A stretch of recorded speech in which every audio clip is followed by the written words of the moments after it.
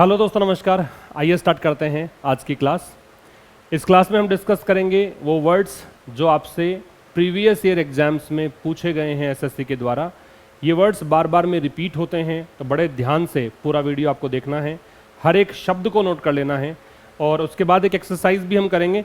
ये सेंटेंसेज दे रखे हैं और उनमें वो जो वर्ड्स मैं आपको पढ़ाने वाला हूँ आज, वो वर्ड्स यहाँ पे यूज़ किए गए हैं।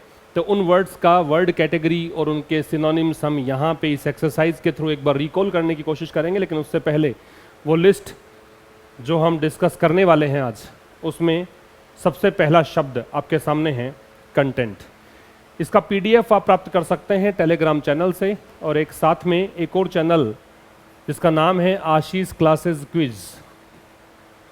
आशीष क्लासेस क्विज इस नाम से हमारा एक और चैनल है, उसको भी आप ज्वाइन कर लें। यहाँ पर आपको प्रश्न मिलेंगे एक्सरसाइज करने के लिए, क्वेश्चंस यहाँ पे प्रैक्टिस क्वेश्चंस अवेलेबल हैं, तो इसको भी आप ज्वाइन कर लें। इसका मैं लिंक जो है वो डिस्क्रिप्शन में आपको, जब हम कमेंट बॉक्स में जाओगे वहाँ पे पिन किया हुआ मिल जाएगा आपको। पिछले वीडियोज़ में भी दे रखा है और आज के वीडियो में मैं आपको लिंक करके दे दूंगा इसको। और बाकी इसका पीडीएफ है वो आशीष क्लासेस जो टेलीग्राम चैनल है, हमारा मेन चैनल है, उस पर आपको मिलेगा ही।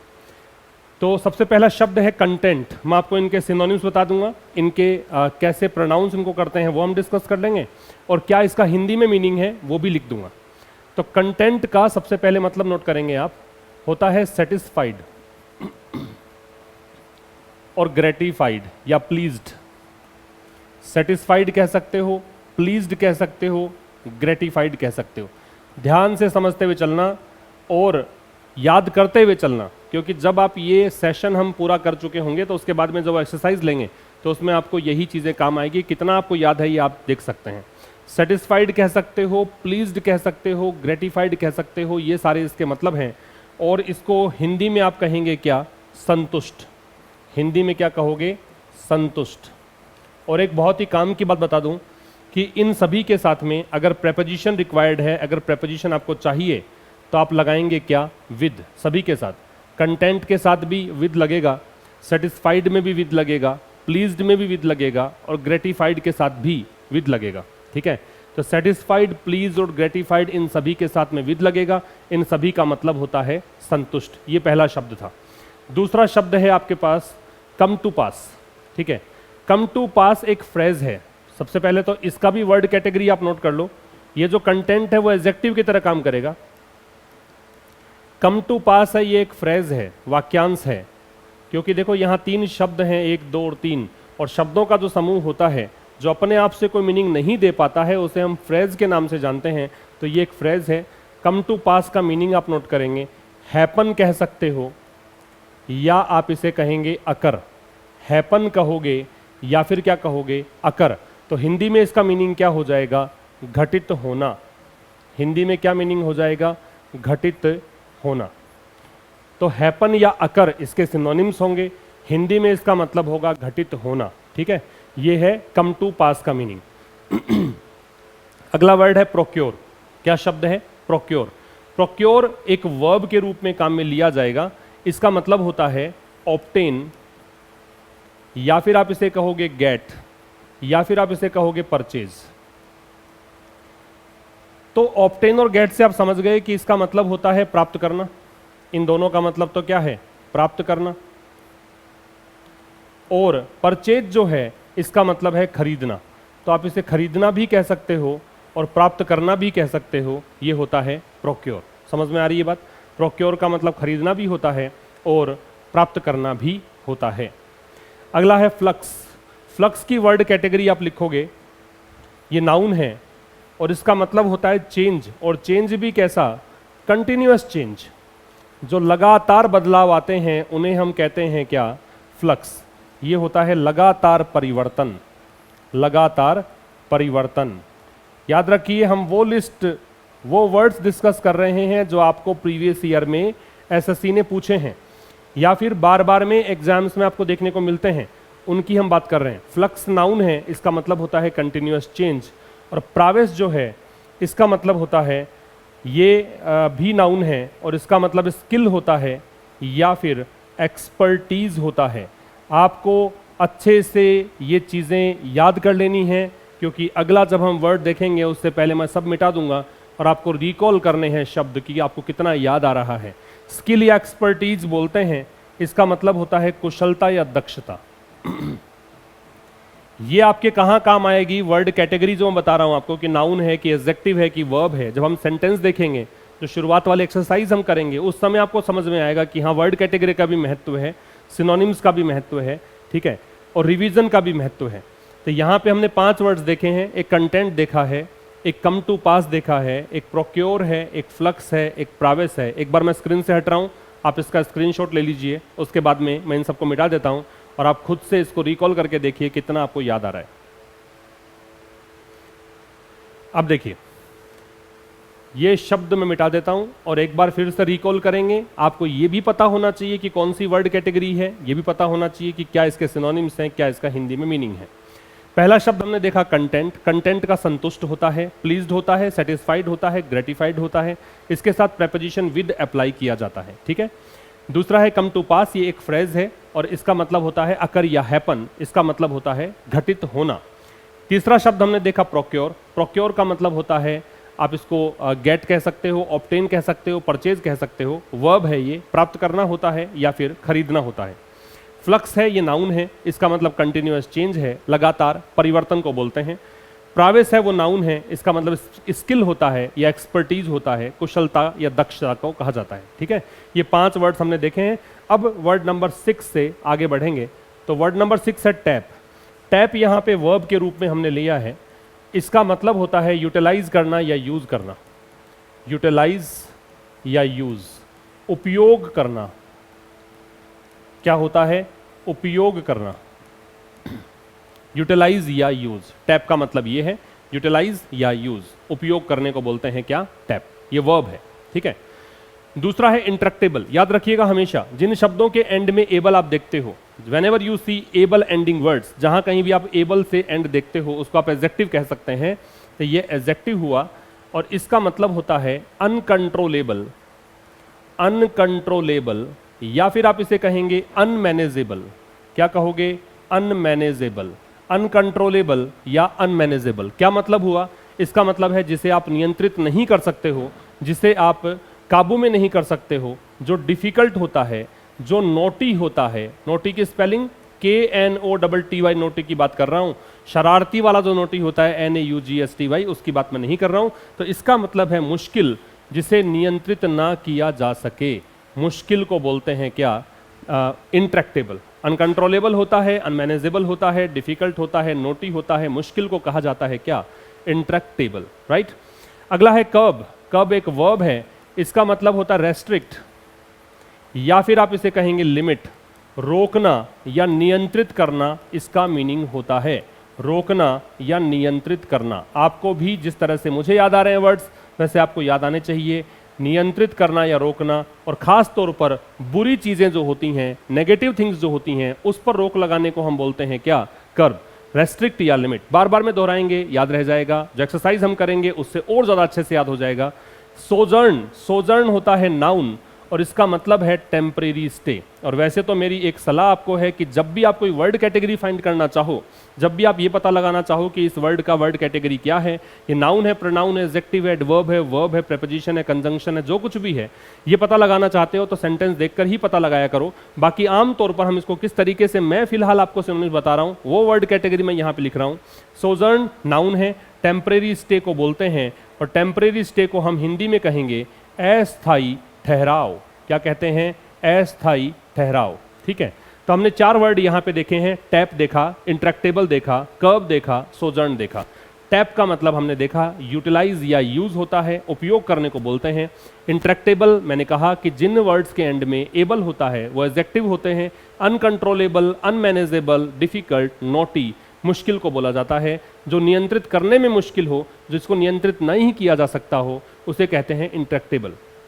इसके बाद हमने वर्ड देखा कर्ब। कर्ब एक वर्ब है, इसका मतलब रेस्ट्रिक्ट या लिमिट होता है। और फिर देखा सोजर्न। सोजर्न का मतलब होता है टेम्परेरी स्टे। अब ये टाइम है रिवीजन का। अब आप क्या करेंगे, जितने भी वर्ड्स अभी तक आपने देखे हैं, 9 वर्ड्स आपने देख लिए हैं पहले स्लाइड में, इन सबको एक बार रिकॉल कर लेते हैं, उसके बाद नंबर 10 पे आगे बढ़ेंगे। तो हमने जो वर्ड्स देखे हैं वो वर्ड्स हैं आपके सामने। Content, come to pass, procure, ये सारे शब्द हैं। तो कंटेंट का मतलब मैंने क्या बताया था आपको, कंटेंट का मतलब होता है संतुष्ट, सेटिस्फाइड कह सकते हो, प्लीज्ड कह सकते हो, ग्रेटिफाइड कह सकते हो। और एक इंपॉर्टेंट बात हमने की थी कि विद एक प्रेपोजिशन इसमें लगता है। फिर कम टू पास है, अकर या हैपन को बोलते हैं, एक फ्रेज है। इसका बाद प्रोक्योर है, प्रोक्योर एक वर्ब है, ऑब्टेन गेट या परचेज होता है, खरीदना या प्राप्त करना। फ्लक्स एक नाउन है, कंटिन्यूअस चेंज को बोलते हैं, लगातार परिवर्तन को बोलते हैं, ठीक है। प्रावेश है, ये नाउन है, इसके लिए एक्सपर्टीज को बोलते हैं, कुशलता को बोलते हैं। टैप एक वर्ब है, यूज या यूटिलाइज होता है, उपयोग करना होता है।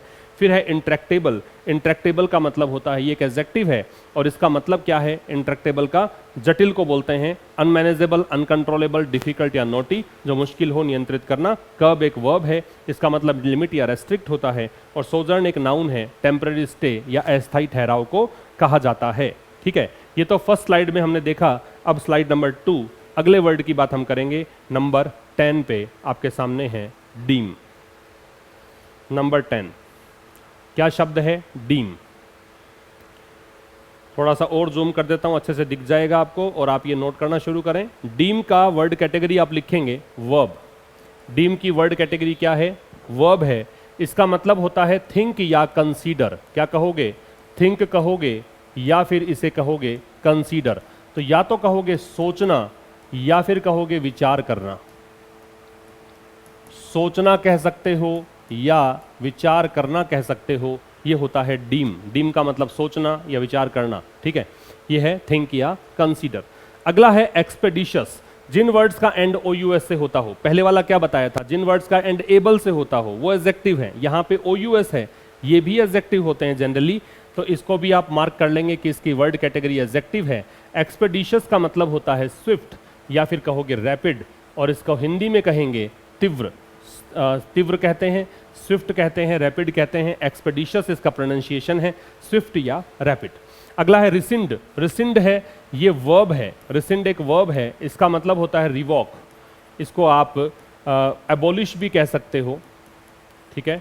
इसको आप एब्रोगेट भी कह सकते हो, इसको आप कैंसिल भी कह सकते हो और नलीफाई भी कह सकते हो। ये सारे सिनोनिम्स हैं इसके, और इसको हिंदी में कहा जाता है रद्द करना। क्या कहा जाता है, रद्द करना। रिवोक कह सकते हो, एबोलिश कह सकते हो, एब्रोगेट कह सकते हो, कैंसिल कह सकते हो, नलीफाई कह सकते हो। रिसिंड का मतलब होता है रद्द करना। क्लियर। डेलेटेरियस, फिर से देखिए, OUS एंडिंग वर्ड है। जिन वर्ड्स के एंड में एबल आता है वो एडजेक्टिव, OUS आता है वो भी एडजेक्टिव। जितनी बार रिवीजन कर सकते हो उतनी बार रिवीजन करें, उससे ही आपको चीजें याद रहेंगी। डेलेटेरियस एक एडजेक्टिव हुआ। इसका सिनोनिम अगर मार्क करोगे तो हार्मफुल होता है, या फिर आप इसे क्या कहोगे, डेट्रीमेंटल। क्या कहोगे, डेट्रीमेंटल। हानिकारक को कहा जाता है। किसको बोलते हैं, हानिकारक। डेट्रीमेंटल कह दीजिए, हार्मफुल कह दीजिए, हानिकारक को क्या कहते हैं, डेलेटेरियस। क्लियर है बात। फिर है फोरबोर्ड। फोरबोर्ड एक वर्ब है। फोरबोर्ड क्या है, एक वर्ब है। इसका मतलब क्या होता है, फोरबोर्ड का मतलब होता है कि ओगर, AUGUR। और क्या होता है, प्रेडिक्ट कह सकते हो या फिर फोरसी या फोरटेल कह सकते हो। मतलब पूर्व संकेत देने को बोलते हैं। पूर्व संकेत देना, पहले से ही संकेत देने को बोलते हैं फोरबोर्ड, ठीक है। इसके बाद लगता है, वेल लगता है ना, फोरबोर्ड वेल मतलब अच्छा संकेत है। तो इल भी लगता है, फोरबोर्ड इल मतलब बुरा संकेत है। फोरबोर्ड एक वर्ब है, इसका मतलब ओगर है, प्रेडिक्ट है, फोरटेल है। तो अभी तक हमने देखे हैं 5 वर्ड्स, डीम, एक्सपेडिशियस, रेसिंड, डेलेटेरियस, फोरबोर्ड। इनको आप एक बार स्क्रीनशॉट आप इसका ले लीजिए, उसके बाद में रिकॉल करेंगे जो भी हमने सीखा है 14 वर्ड्स। अब ये 14 वर्ड्स हमें देखने हैं। देखिए, पहले वाले में आपके पास था कंटेंट। कंटेंट का सेटिस्फाइड, ग्रेटिफाइड था, प्लीज था, विद लगता है, कम टू पास, अकर या हैपन होता है, घटित होना होता है। प्रोक्योर, प्रोक्योर का मतलब होता है जो प्राप्त करना या खरीदना। आप देखिए, जब राफेल डील हुई थी तो उसमें भारत ने जो राफेल जो जेट्स हैं उनको प्रोक्योर किया था किसी देश से, फ्रांस से, तो ये प्रोक्योर कहलाता है, प्रोक्योरमेंट कहलाता है। गेट, ऑब्टेन या परचेज वर्ब है, ये नाउन है। फ्लक्स, इसका मतलब कंटिन्यूअस चेंज है, लगातार परिवर्तन है। प्रावेश का मतलब होता है स्किल या एक्सपर्टीज, ये एक नाउन है। टैप वर्ब है, यूज या यूटिलाइज होता है, उपयोग करना। इंट्रैक्टेबल एबल दे रखा है तो एडजेक्टिव हुआ, इसका मतलब होता है इंट्रैक्टेबल का अनकंट्रोलेबल, अनमैनेजेबल, डिफिकल्ट या नॉटी। कर्ब है वो वर्ब है, इसका मतलब है रेस्ट्रिक्ट या लिमिट, बुरी चीज पर रोक लगाना। सोजर्न है, नाउन है, टेम्परेरी स्टे को कहा जाता है। आगे दे रखा है डीम, डीम एक वर्ब है, थिंक या कंसीडर को बोलते हैं, सोचना या विचारना। एक्सपेडिशियस एक एडजेक्टिव है, स्विफ्ट या रैपिड, तेज को बोलते हैं। रिसिंड है वो रिवॉक, कैंसिल, एबॉलिश, एब्रोगेट, ये नलीफाई, ये सारे होते हैं, रद्द करना होता है। डेलेटेरियस में OUS दे रखा है तो एडजेक्टिव है, इसका मतलब डेट्रीमेंटल या हार्मफुल है। फिर है फोबोर्ड, फोबोर्ड एक वर्ब है, इसका मतलब होता है ओगर, प्रेडिक्ट या फोरटेल, मतलब पूर्व संकेत देना। ठीक है, तो ये तो हो गए 14 वर्ड्स। अब आइए नंबर 15 से 18 तक करते हैं। 15 का दे रखा है कोपस, इसका प्रोनाउंसिएशन क्या है? कोपस। और ये है क्या? नाउन। इसका हिंदी इंग्लिश में सिनोनिम क्या होगा? फंड या कलेक्शन, फंड या कलेक्शन। हिंदी में क्या कहोगे? खजाना। ठीक है, फंड या कलेक्शन हिंदी में कहोगे खजाना। कोपस, कोपस कहते हैं, नाउन है, फंड या कलेक्शन। ठीक है, ये सारे वो वर्ड्स हम डिस्कस कर रहे हैं जो SSC ने बार बार में पूछे हैं या पूछे जाने की अब संभावना है। रिपीट होते हैं ये वर्ड्स, आपको ये लिस्ट एग्जाम देने से पहले जरूर याद करके जानी है। कोपस, फंड या कलेक्शन। ठीक है, अगला है इनविजिज। क्या बोलते हैं? इनविजिज। इसका प्रोनाउंसिएशन ध्यान रखें, इनविजिज, इनविजिज। इनविजिज का वर्ब है ये, इसका मतलब होता है क्या? इनविजिज का मतलब होता है इमेजिन, इमेजिन कह सकते हो या फिर फोरसी कह सकते हो। फोरसी या इमेजिन, कल्पना करना, कल्पना करना। पहले से ही अगर आप किसी के बारे में सोच लें तो उसे बोलते हैं क्या? फोरसी या इमेजिन। इनविजिज इसका क्या है? ये वर्ब है। स्लू, स्लू एक क्या है? डिटरमिनर की तरह काम कर सकते हो इसका। ये वैसे नाउन के रूप में हो सकता है। A large number, a large number of something, बहुत बड़ी संख्या, बहुत बड़ी संख्या को अ लॉट ऑफ कहते हैं। ऐसे ही अ स्लू ऑफ भी कहा जा सकता है, बहुत बड़ी संख्या। ठीक है, सरपास एक वर्ब है, सरपास का मतलब होता है एक्सेल या फिर कहोगे आउटडू। एक्सेल या आउटडू इसका मतलब होता है आगे निकल जाना, किसी से आगे निकल जाना। अगर आप मेहनत नहीं करोगे तो लोग सरपास कर देंगे आपको, तो वो आगे आपसे निकल जाएंगे, आगे निकल जाना। ठीक है, तो ये सरपास है, वर्ब है। एक्सेल या आउटडू इसका मतलब होता है आगे निकल जाना, इसे कहेंगे हिंदी में। अब एक बार आप इसका स्क्रीनशॉट ले लीजिए या फिर नोट डाउन करिए, फिर रिवाइज करते हैं। अब जो इस स्लाइड में, सेकंड स्लाइड में जो भी हमने सीखा है, एक बार रिवाइज कर लेते हैं इसको, इसके बाद नंबर 19 की बात करेंगे।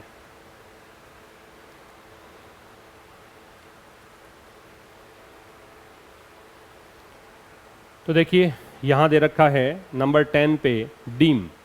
डीम का मतलब होता है क्या? डीम का मतलब होता है थिंक या कंसीडर, एक वर्ब है। दूसरा है एक्सपेडिशियस, एक्सपेडिशियस एक एडजेक्टिव है, स्विफ्ट या रैपिड को बोलते हैं, तेज होता है, तीव्र होता है। रिसिंड है, वर्ब है। नलीफाई, कैंसिल, एब्रोगेट, रिवॉक या एबॉलिश, रद्द करना होता है। डिलीटेरियस OUS है तो एडजेक्टिव है। डेट्रीमेंटल या हार्मफुल है। एक जो गाना था दंगल मूवी का कि बापू सेहत के लिए तो हानिकारक है, सुना है आपने गाना? बापू सेहत के लिए तो हानिकारक है। तो उस हानिकारक को तुम यहाँ पे अगर रिप्लेस कर दो डेलेटेरियस से, डेट्रीमेंटल से, तो आपको याद रह जाएगा। तो ऐसे भी ट्रिक्स आप अपना सकते हो चीज़ों को लंबे समय तक दिमाग में रखने के लिए। फोबोर्ड जो है वो वर्ब है, इसका फोसी होता है, इसको फोरटेल कह सकते हो। ठीक है, इसको ओगर कह सकते हो, प्रेडिक्ट कह सकते हो, पूर्व संकेत देना इसको बोलते हैं। कॉपस है, ये नाउन है, इसका फंड या कलेक्शन होता है, खजाना होता है। इनविजिज है, ये एक वर्ब है, इसका मतलब फोरसी है, इसका इमेजिन है, मतलब कल्पना करना, पूर्व कल्पना करना। स्लू है, वो नाउन है, ए लार्ज नंबर ऑफ को बोलते हैं। और सरपास है, ये एक वर्ब है, इसका मतलब होता है सरपास का कि आगे निकल जाना। एक्सेल या आउटडू इसका मीनिंग होता है। क्लियर है? इसके बाद अगले वर्ड की तरफ बढ़ते हैं, मोरीबंड। अगला शब्द क्या है? मोरीबंड। थोड़ा सा जूम कर देता हूं इसको। मोरीबंड एक एडजेक्टिव है। अब ये मुझे कैसे याद है? कुछ आप में से ये सोचते रहते हैं सर आपने कैसे याद कर लिया? तो ये प्रैक्टिस का ही खेल है और कुछ नहीं है। मैंने बहुत जगह बहुत बार ये पढ़ाया है, इसलिए मुझे याद है। तो आप भी अगर बार बार में इसको देखोगे, लिख लिख कर याद करोगे, बोल बोल कर याद करोगे, सेंटेंस में देखोगे और रिवीजन टाइम टू टाइम करते रहोगे, तो आपको भी ये लंबे समय तक याद रहेंगे, आप भी भूलोगे नहीं। मोरीबंड है, वो डाइंग होता है, डाइंग। इसका हिंदी में कहोगे मरणासन, मरणासन, मरने के कगार पर, जो एक्सटिंक्शन के कगार पर है, जो विलुप्त होने वाला है, जो खत्म होने वाला है वो होता है मोरिबंड। कई आर्ट फॉर्म्स ऐसी होती हैं, कला की जो रूप होते हैं वो मोरिबंड होते हैं, मोरिबंड आर्ट फॉर्म्स होती हैं, वो मोरिबंड है। ठीक है। स्टेटस क्यो, स्टेटस क्यो एक नाउन है, इसका मतलब है एग्जिस्टिंग सिचुएशन, एग्जिस्टिंग सिचुएशन। इसको हिंदी में कहेंगे यथा स्थिति, यथा स्थिति। ये होता है क्या, स्टेटस क्यो, यथा स्थिति, मतलब जो वर्तमान की स्थिति है उसको बोलते हैं क्या, स्टेटस क्यो। शियर जो है वो एक एडजेक्टिव है, शियर क्या है, एक एडजेक्टिव।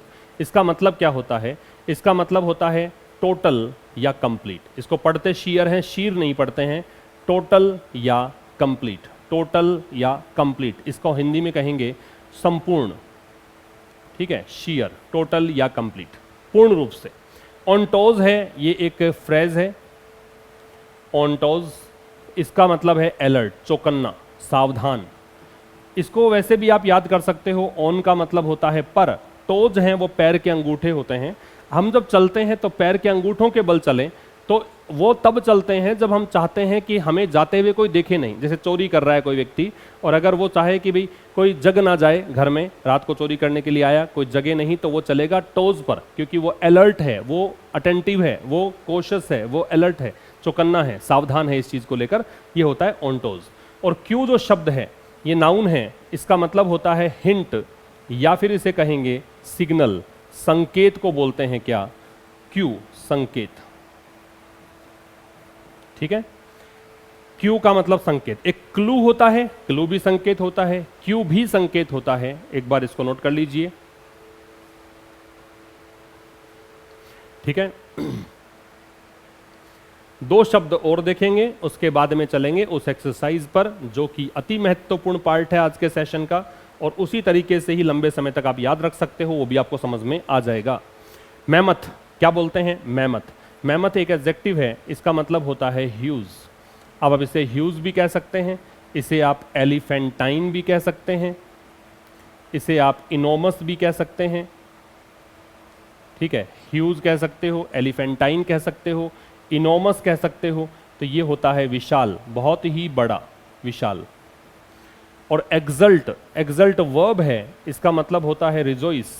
एक्सल्ट का वर्ड कैटेगरी वर्ब है, रिजोइस होता है, या फिर इसका मतलब होता है बी हैप्पी। इसका मतलब है खुश होना, प्रसन्न होना। खुश होने को क्या बोलते हैं, एक्सल्ट, खुश होना या प्रसन्न होना, एक्सल्ट। ठीक है, अब एक और ध्यान रखना, इसी वर्ड को अगर मैं ऐसे लिख दूं, एक्सॉल्ट, EXALT, यू के स्थान पे ए ले लें, तो ये हो जाता है प्रशंसा करना। ये भी क्रिया होती है और इसका मतलब होता है प्रशंसा करना, ये भी ध्यान रखना। एक्सल्ट है वो होता है खुश होना, और एक्सॉल्ट है इसका मतलब है प्रशंसा करना। ए अगर आएगा तो प्रशंसा करना है, और ए से याद रखो एडमायर होता है ना, ए दे रखा है तो ए का मतलब एडमायर है। और एक्सल्ट ये वाला है, ULT वाला, इसका मतलब है प्रसन्न होना, खुश होना। ठीक है, ये सब नोट कर लीजिए। और जो ये अंतिम स्लाइड हमने पढ़ी है इसको एक बार रिकॉल कर लेंगे। अब देखिए, जो आपने इस स्लाइड में पढ़ा है, देखिए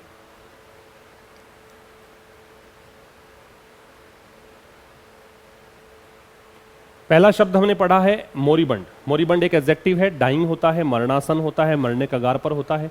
स्टेटस क्यो एक नाउन है, करंट सिचुएशन, एग्जिस्टिंग सिचुएशन, यथास्थिति इसको बोलते हैं। शियर है वो एडजेक्टिव है, कंप्लीट या टोटल को बोलते हैं। ऑन टोज एक फ्रेज है, इसका मतलब अलर्ट होता है, अटेंटिव होता है, कॉशियस होता है, चौकन्ना या सावधान। क्यू एक नाउन है, इसका मतलब हिंट या सिग्नल होता है। फिर है मैमथ, मैमथ एक एडजेक्टिव है, इसका मतलब होता है वेरी बिग, ह्यूज, एलिफेंटाइन, इनोमस, ये सारे। और एक्सल्ट है, ये आपका वर्ब है, इसका मतलब होता है रिजोइस या बी हैप्पी। अगर ए लगा दोगे तो एडमायर होगा या प्रेज होगा। ठीक है, 25 शब्द आपने इस क्लास में सीखे हैं। अब एक बार इसको अप्लाई करना सीखिए, कैसे इसको अप्लाई किया जाता है। ठीक है, देखो पहला आपको दे रखा है क्या, the dry summer doesn't forebode well for the harvest. आपको यहाँ पे एक वर्ड दे रखा है फोरबोर्ड। मैंने कहा था सबसे पहले तो कि ये वर्ब है, ये इससे अंदाजा लगा लो कि ये देखो हेल्पिंग वर्ब है डज, ये नोट है वो एडवर्ब होता है, और ये मैन वर्ब है ना, ये तो पता लग गया वर्ड कैटेगरी। दूसरा फोरबोर्ड का मतलब क्या होता है, फोरबोर्ड का मतलब हमने देखा था ओगर करना, प्रेडिक्ट करना, फोरटेल करना, पूर्व संकेत देना। अब देखो ड्राई समर, ड्राई मतलब सूखी, समर का मतलब होता है गर्मी। तो सूखी गर्मी जो है वो अच्छा संकेत नहीं देती है, किसके लिए? हार्वेस्ट। हार्वेस्ट फसल, फसल के लिए अच्छा संकेत नहीं देती है, उसको बोलते हैं क्या? ये फोरबोर्ड हो गया, संकेत देना। दूसरा है our plans are in state of flux. Flux आया, नाउन है, कैसे है? लिखवाया था मैंने नाउन कैसे। ये प्रेपोजिशन है, प्रेपोजिशन के बाद ऑब्जेक्ट लगता है, ऑब्जेक्ट नाउन या प्रोनाउन होता है, प्रोनाउन ये है नहीं तो ये क्या हो जाएगा? नाउन। फ्लक्स का मतलब हमने क्या देखा? कंटिन्यूअस चेंज, लगातार परिवर्तन। ट्रांसलेट करिए इसको, our plans are in a state, हमारी जो योजनाएं हैं, इन अ स्टेट मतलब ऐसी स्थिति में है, कैसी स्थिति में है? Of flux at the moment, मतलब वर्तमान समय में, इस मोमेंट पर हमारे प्लान्स लगातार चेंज हो रहे हैं, हमारे प्लान्स ऐसी स्थिति में है कि वो लगातार बदलते रहते हैं, दे कीप चेंजिंग, ये इसका मतलब हुआ। नंबर 3 पे आइए, we are facing an intractable problem. Intractable मैंने कहा कि एबल है तो एडजेक्टिव है। अब देखो यहां देखते हैं एडजेक्टिव कैसे है, तो ये डिटरमिनर है, पता है आपको।